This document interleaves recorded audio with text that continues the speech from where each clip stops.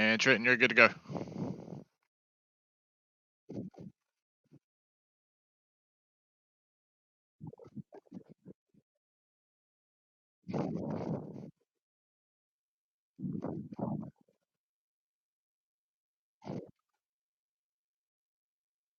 Leave some fan questions in the comments and all that kind of cool stuff. So, Chris, how you been doing with this quarantine stuff?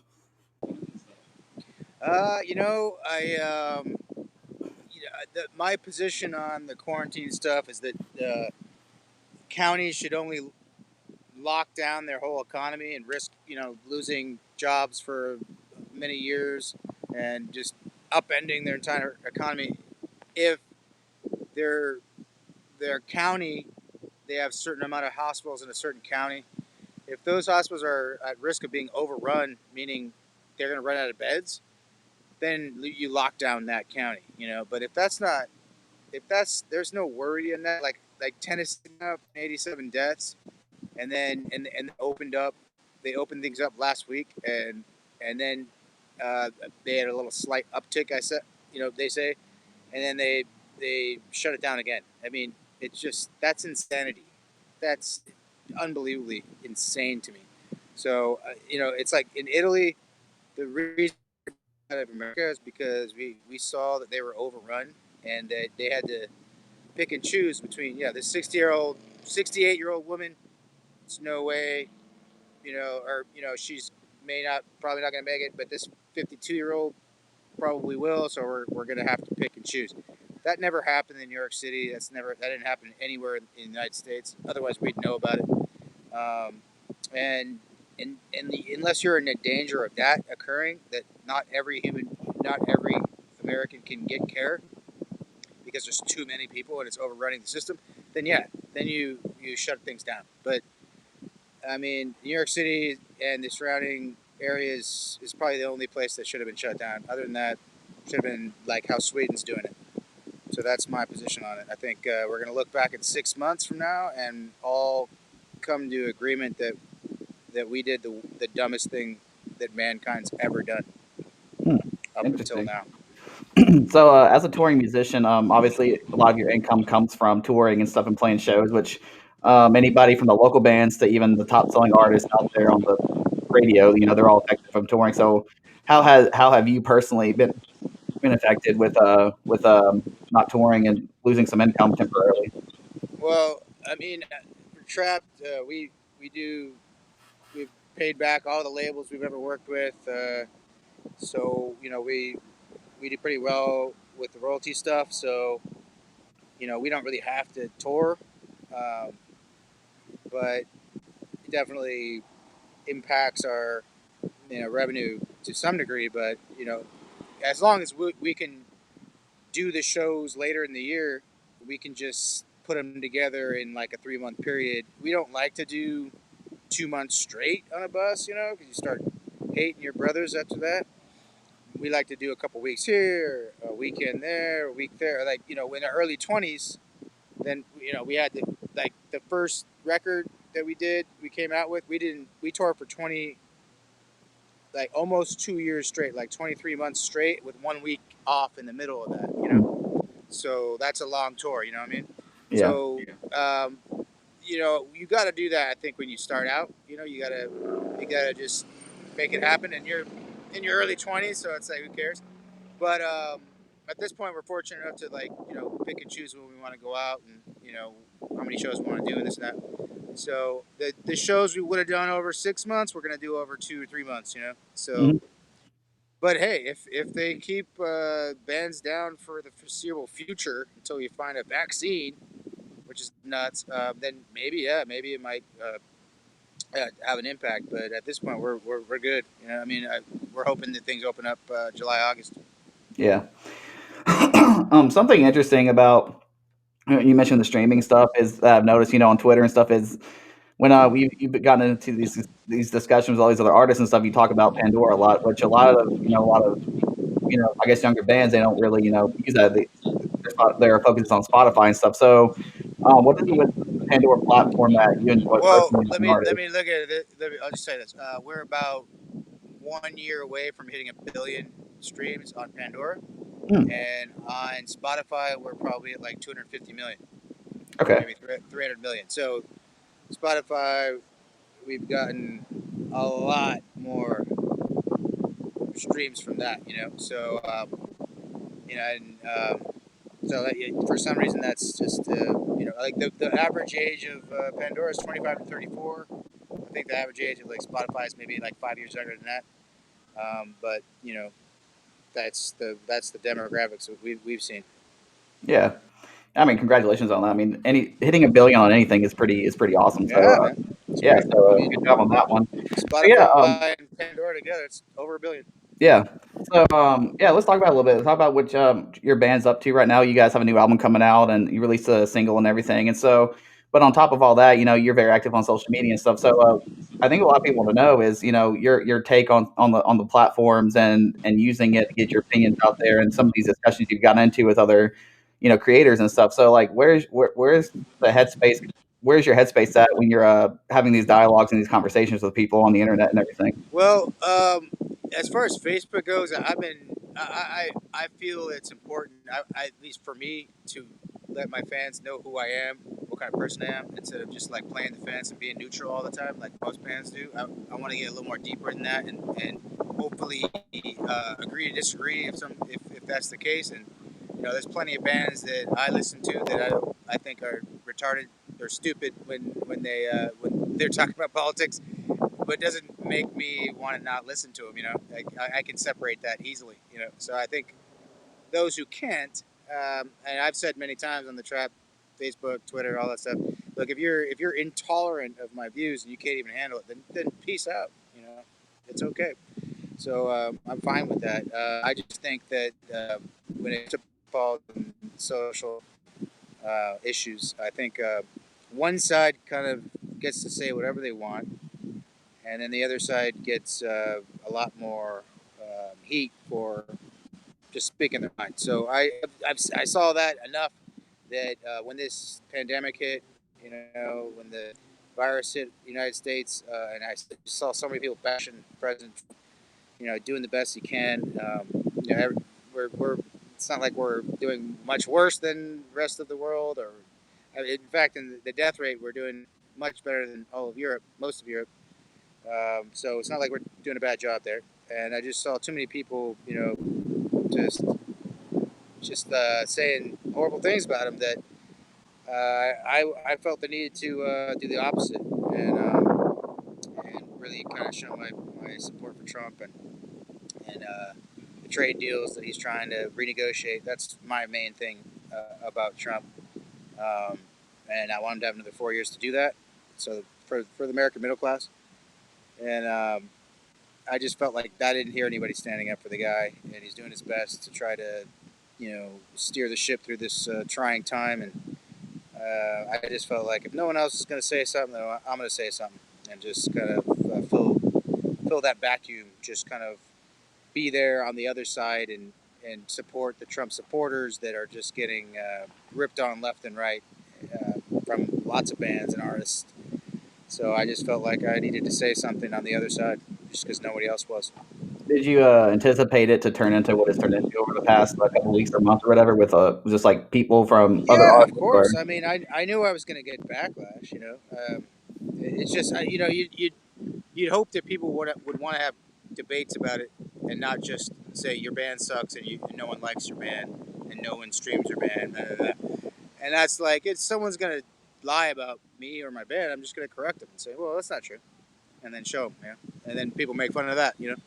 But I don't care. I say what I feel I need to say because if I don't, then I'm not going to feel very good about myself. So I have no problem talking from the heart and talking about things that are passionate. I'm passionate about, and knowing I'll get heat for it. But the response from fans has been amazing. I mean, the vast majority support what I'm doing, even if they don't agree with what I'm saying. They just support the free speech and the ability just to use words the way we want to use words. And sometimes people threaten to beat you up or see you around or whatever, and then you say, "Well, I'm here.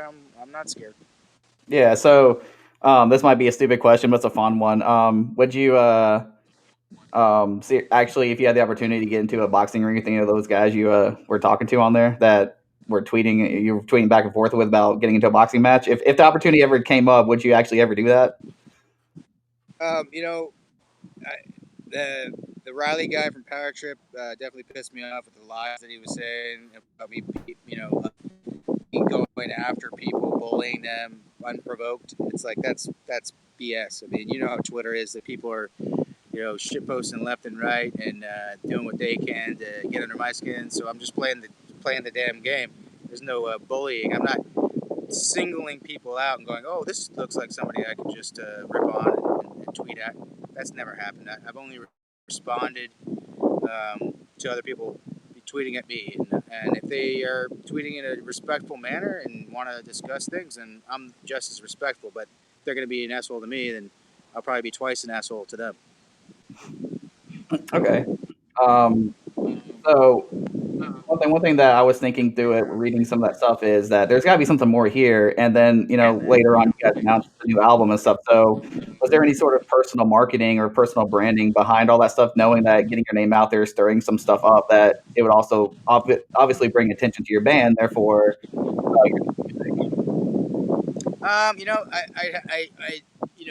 I think part of me wants to think that, but I think that mostly it's I felt that I needed to say some things, and it really didn't have anything to do with anything other than this quarantine hitting and people blaming the president for a virus. I thought that was insane.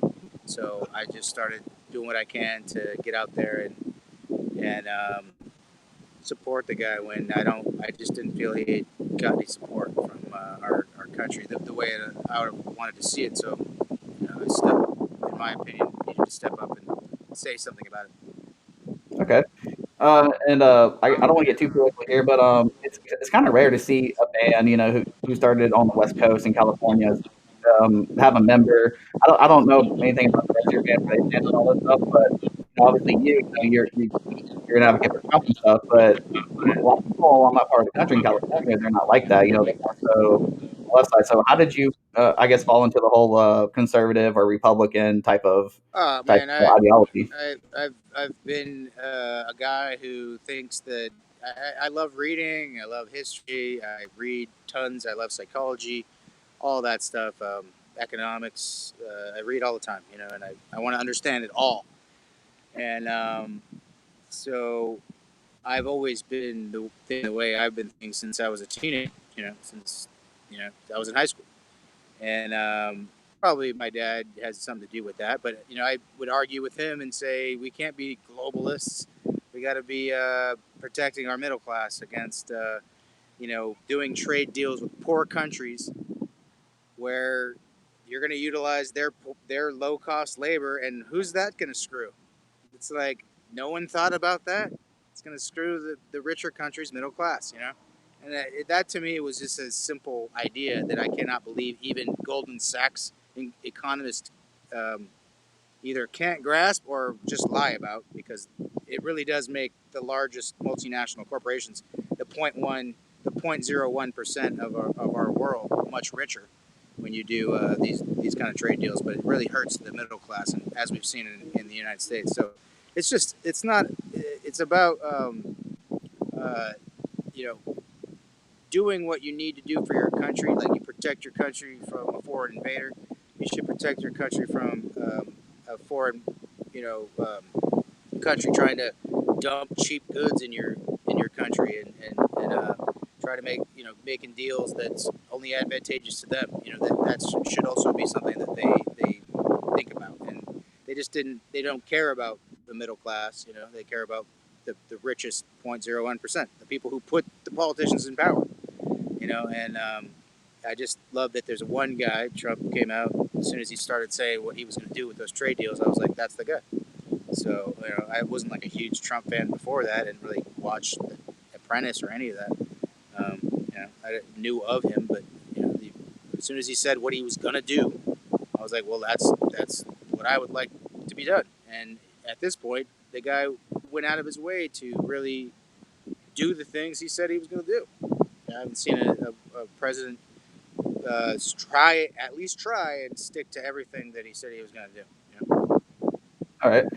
With all the your because I mean I feel you're passionate about this by the way you're explaining it and everything and all this stuff. Have you ever considered being a front man who also runs for office or anything? Have you ever considered like running for any sort of like public office like in your local area?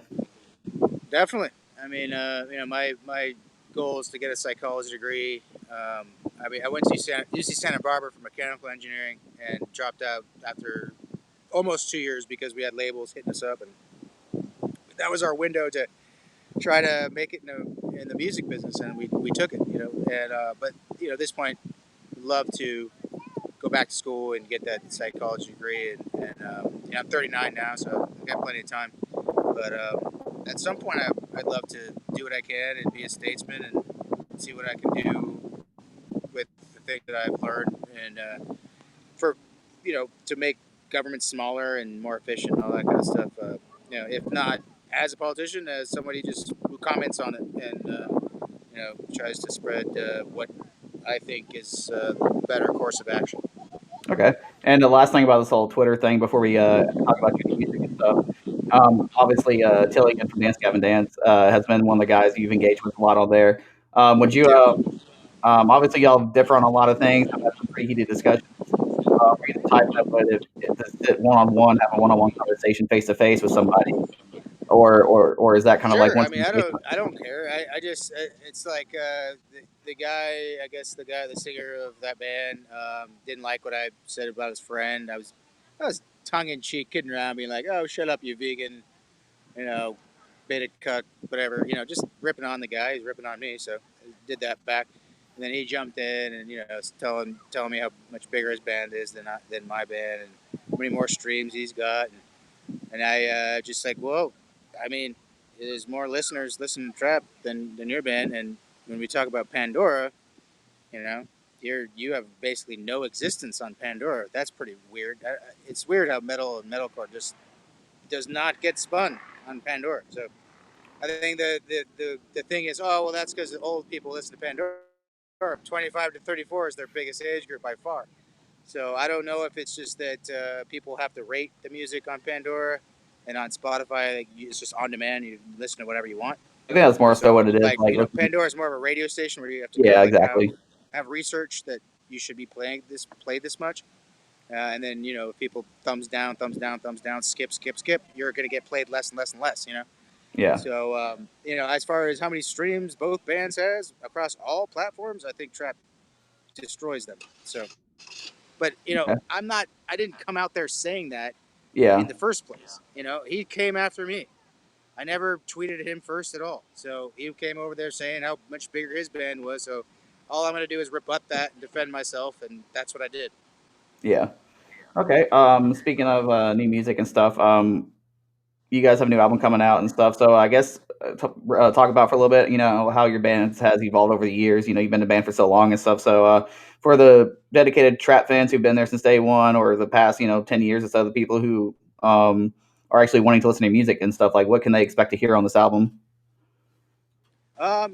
We this album is the songs are awesome. I really love like every song you can transfer to an acoustic guitar and vocal, and it will still be awesome. And that's what I want to have do with my music is that uh, is my band's music. I want to make sure that um, even broken down to its simplest elements, that it's still awesome. It still rocks. It's still move, sing along kind of stuff that people can really get into it and all that. No matter what form it takes, and I think that we really nailed that on this album. There's really cool lyrics and the the title of the record, Shadow Work, and I got into Carl Jung, and psychology, Freud stuff, big time over the last 3 years, and that there's like the good and the bad in you, and a lot of times it's easy to um, look at the good in you and accept that, but a lot of times people can't accept the bad parts of them. They can't accept the parts of them that they're not as proud of, and they'd rather ignore those parts. And sometimes, and if you ignore those parts, they just they take a life of their own, you know. And so you got to hold those parts closest to you. And I think that this album has a lot of, you know, soul searching, and you know, who really am I? Like, you know, how what do I really have in me that I'm ignoring or that I'm repressing or whatever. And it really brought out a lot of cool lyrical ideas as far as songs go. And I dated a girl that was kind of crazy, and you know, looking at her and being like looking it down on all the things that she's doing, and then realizing that she was just a mirror into me, that I was guilty of doing the same things, if not worse. And so I think realizing that was a big growth thing for me. And I think that the, you know, the shadow work, you know, the Carl Jung stuff really helped with that. To be honest with myself about, you know, what was going on in that relationship. You know, it was an entanglement, not even a relationship. You know, it was just something you learned from. And I think I really learned from that relationship. I really saw the worst parts of me when looking at her, and what actions she was taking and all that. And I think you know, this album really reflects that. Okay. Josh, do we have any fan questions?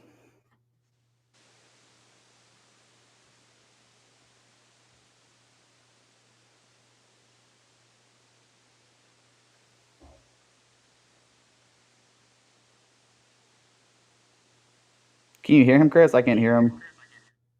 Nah, How about think now? he Can you might. hear me? Yeah, yeah, we got you there. Yeah, Yeah, we now we got you can now. hear. Cool, cool, cool.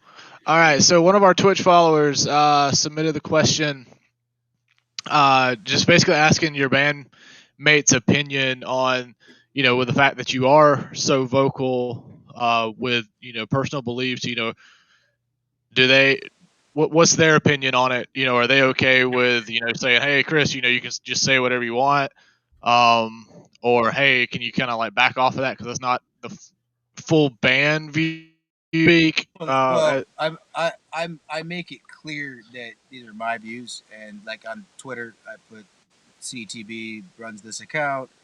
On Facebook, anytime I do a post, I put CTB so people know it's from me. So if it's from the band, it won't have CTB. If it's from me, then you'll know it's from me. So that's the kind of way that I differentiate. I mean, I started this band. I write all the lyrics. You know, kind of try to have a certain message, and the message is self empowerment. It's always been that, and so being passionate about what I care about, and the things that I want to talk about, like that's big time why I even got into this in the first place. You know, is to have a voice. So I just can't imagine like holding my tongue and not saying what I want to say, and let my fans know who I am, and then being able to get to know who they are as we talk about these kind of things. And I've been doing it since, you know, August of 2014 when the Michael Brown thing came out. You know, so it's not like Trapt fans have followed us on Facebook. They've seen this stuff for almost 6 years. You know. And Twitter, I'll get on there every now and then for the last 5 years, you know. And it's like 2015, the same thing happened as this quarantine thing. A little bit in 2017, or maybe just 2015. But I think the reason why it was a big deal this time was because it was quarantine and everybody was bored, and there was nothing going on, and it was the only thing going on. So I think that's why it became a bigger deal than 2015 would, when I was saying the same. I wasn't saying anything about Trump, but I was definitely talking about um, my experience with the white privilege thing. And I'm half Mexican myself. I watch my mom's side do real well for themselves, as Mexican as you get. And I hate the conversation of white privilege, because it's just like all I see it that it does is make white people feel bad about themselves just for existing. I see that, and I see them tripping over themselves to virtue signal that they're not racist. I'm not. I'm not. I swear. And it makes it's like almost like, well, you care about it so much that it's weird, you know. So so I've always talked about that. I think it's a circular argument that goes nowhere. I think we're all Americans. We bleed red blood, you know, and the sooner we can start looking at each other like that, and get over the past. As far as 55 years ago, I felt the country atoned for its sins with the Civil Rights Act, changing the Constitution, amending it, to do the right thing and to admit that our history was flawed. And it's been 55 years since then. So I think for some people it'll never be okay. It'll never get to the point where they think it's time to move on and think of ourselves as one country men and women. I think that there's always going to be people baiting the race issue, and I want to entertain that debate.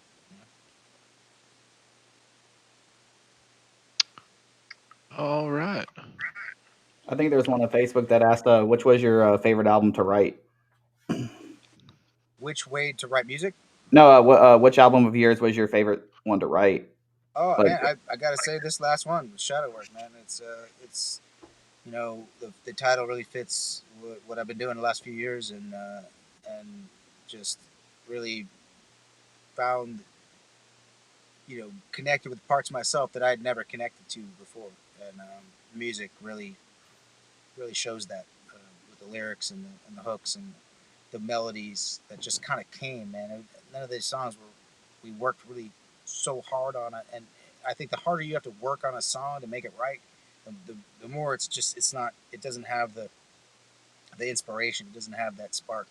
So I wait till I'm playing guitar or I'm singing along or whatever, and something just comes, something magical that I didn't try to beat a dead horse to make, and so until I feel like that I it's a lot of times I'll feel that way and like the guitar and playing something great with them, but I definitely want it to be organic, and this record, just these songs, just poured out over the last few years.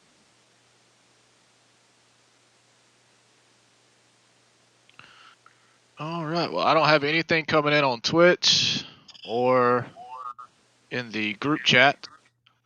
So, Chris, you want to plug anything else with a new album or potential upcoming shows that have been postponed or anything like that? No, just that we got our new record out. This pre-order right now. We got 3 songs you can download right away. Make it out alive. Tell me how you really feel and far enough away. And those 3 songs are much different than each other. Make it all alive, like a straightforward rock song with a big hook and a good message and all that. And tell me how you really feel is a pretty catchy, dynamic song. And then far enough away is our ballad, and we have songs that fit those descriptions, all 3 of those descriptions, and so we have you have the heavier songs, the catchy songs, the ballady songs. So we have a lot of variety on this album, and those 3 songs really show it. And then the whole thing drops June 19th, and hopefully 2 weeks later we start doing shows in July. That's the plan. all right, I got a personal fun question for you before we wrap it up here. Bringing all this back together, has there been an artist that you've sort of gotten into a little spat with that you've actually ended up enjoying their music despite the little argument you might have had on social media? Is there anybody that you've listened to just briefly that you might have actually enjoyed? Yeah, the band Volumes. They have this song called "Feels Good," Mm-hmm. and I think that's a dope song. And I got into it with the old screamer, who's now I guess a rapper or a trap rapper. I kind of made fun of him. I was like, I don't know if you should be doing music about guns and drugs and all that. I think you were better in in Volumes, but it Well, was good over news for you, DM. Journey Music. He's back in it, so Is he? yeah, he's back in it. We've done some stuff with that Did band over the past couple of years. A really cool he guy. didn't tell that? That must have been like a week ago. Michael Barr, he is Because I back. talked to him. I talked to him like a month or 6 months. We were going back and forth, and he's like, "Yeah, I'm not in that band anymore." If it was Michael Barr, then he's currently back in the band. So if that's who you're talking to. I don't know. No, that I think I'm talking about the guy who only screamed, not the guy who sang too. Okay, okay. Yeah, the guy who actually sings. He's got a pretty good voice too. Like that song I'm talking about feels good. Like that, the verse is kind of like Linkin Park ish almost. Like Oh, okay. nice, Yeah, and then the guy who goes feels good. The guy who screams no longer in the band. He's a rapper. Yes, Yogi. Some calls himself Yogi gotcha. whatever. Okay. So. Yeah, because Michael Barr, the guy who's in it back again, he was also doing solo stuff as well, doing like the whole like doing some like pop stuff, and now he's back in the band, and so that's what I thought you were talking about. So Yeah, no, the guy who was originally in the band first, the guitar player, he died. One of the guitar player died. yeah, yeah, Right. His brother, his older okay, brother, yes, okay, is yeah, why I'm talking about. He's not in the band anymore. yeah, yeah. All right, man. Well, shout out to Volumes. They got some new stuff cooking too, so hopefully you'll enjoy that. But Yeah, man. yeah, thanks, I thanks like for I like melodic and heavy, man. That's okay. I love the melodies, man. That's what I'm all about. Hooks and melodies and stuff that gets stuck in your head. Okay. All right, man. Well, thanks for taking the time out to talk to us and answer some of these questions. I'm sure a lot of people, been wondering, what's been going on with all this stuff. It's been crazy, Yeah. but you have a great rest of the night. Yeah, I just want to say, throughout this whole thing, I've just been responding, and somebody's gonna come nasty at me, then it's just a instinctual thing to come back after them. But if anybody's trying to be a polite, respectful person, I'm gonna be the same way. So I just want to let people know that you're out there trying to rip on artists and bring down all us. Couldn't be farther from the truth. Last thing I want to do is get with music about who's better and who's better or who's not. But I'm not gonna let people talk shit about the band and not say the truth. What's really going on. Like I'll defend it, but last thing I want to do is start beefs with anybody. I want to talk about social issues and economics and politics and what makes the world work. I don't want to talk about who's going to fight who in a boxing ring. Yeah. And that's one of the reasons why I wanted to talk to you is because, whether I agreed or disagreed with stuff you said, I was like, I want to actually talk to this guy and just ask the questions to get it from the source to see, Yeah. what your headspace is like doing all I this stuff appreciate too. it. So, yeah. I appreciate that. Yeah. But, Yes. thanks for hanging out with us tonight and you have a good night. All right. You guys take care. All right. See ya.